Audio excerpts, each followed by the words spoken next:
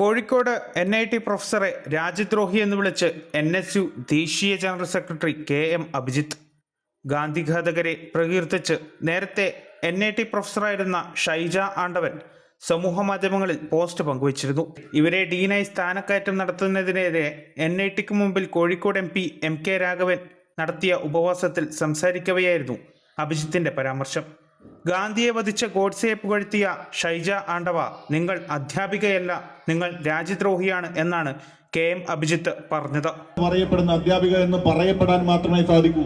എനിക്ക് ഷൈജ ആണ്ടവൻ എന്ന അധ്യാപികയായിരുന്ന സ്ത്രീയെ അഭിസംബോധന ചെയ്യേണ്ടത് അധ്യാപിക എന്നല്ല, രാജ്യദ്രോഹിയാണ് എന്നൊരു തർക്കവുമില്ലാതെ ഞങ്ങൾ പറയുകയാണ്. നോക്കൂ നിങ്ങൾ, ഇന്ത്യയുടെ രാഷ്ട്രപിതാവിനെ ഇകഴ്ത്താൻ രാഷ്ട്രപിതാവിന്റെ ജീവനെടുത്ത നരാധവനായ ഗോഡ്സെയെ, ആ ഗോഡ്സെയിൽ ഞാൻ അഭിമാനിക്കുന്നു എന്ന് പറയാൻ ഇവിടുത്തെ ഒരു അധ്യാപിക എന്ന് പറഞ്ഞ ഷൈജ ആണ്ടവന് സാധിച്ചെങ്കിൽ ഞങ്ങൾ വീണ്ടും പറയുന്നു, ഷൈജ ആണ്ടവ, നിങ്ങൾ അധ്യാപികയല്ല, നിങ്ങൾ ഒരു രാജ്യദ്രോഹിയാണ് എന്ന് ഈ നാട് നിങ്ങളോട് പറയുകയാണ്. ആ രാഷ്ട്രപിതാവിനെ അപമാനിച്ചു എന്ന് മാത്രമല്ല, നാഥുറാം വിനായക് ഗോഡ്സെയെ മഹത്വവൽക്കരിച്ചു എന്ന് മാത്രമല്ല, ആ സ്ത്രീക്കെതിരെ വ്യാപകമായ ഒരുപാട് പരാതികളുണ്ട്. അങ്ങനെ ഒരു കമന്റ് പൊതുയിടത്തിൽ സോഷ്യൽ മീഡിയ പ്ലാറ്റ്ഫോമിൽ അവർ പങ്കുവച്ചപ്പോ ആ സമയം തന്നെ KSUവിന്റെ, യൂത്ത് കോൺഗ്രസിന്റെ, യൂത്ത് ലീഗിന്റെ, MSFന്റെ, UDFന്റെ ഒക്കെ ഭാഗത്ത് നിന്ന് വലിയ പ്രതിഷേധങ്ങൾ ഉണ്ടായി. ബഹുമാനപ്പെട്ട കോഴിക്കോടിന്റെ MP രാഘവേട്ടൻ ആ വിഷയവുമായി ബന്ധപ്പെട്ട് ഉന്നത വിദ്യാഭ്യാസ വകുപ്പ് അധികാരികൾക്ക്, കേന്ദ്ര ഭരണകൂടത്തിന് പരാതികൾ നൽകി. ഏറ്റവും ഒടുവിൽ കേരള സർക്കാരിന് അവർ പലതവണ പോലീസ് കേസെടുക്കാതെ മടിച്ചു നിന്നപ്പോ ഏറ്റവും ഒടുവിലെ ജനകീയ പ്രക്ഷോഭത്തിന്റെ ഭാഗമായി പോലീസിന് കേസെടുക്കേണ്ടി വന്നു. ആ കേസെടുത്ത സ്ത്രീയെ താൽക്കാലികമായി അവർ ഇവിടെ നിന്ന് മാറി നിന്നു. പക്ഷേ ക്ലാസ് എടുക്കാൻ വേണ്ടി പിന്നീട് അവർ കടന്നു വരുന്ന സാഹചര്യമാണ്.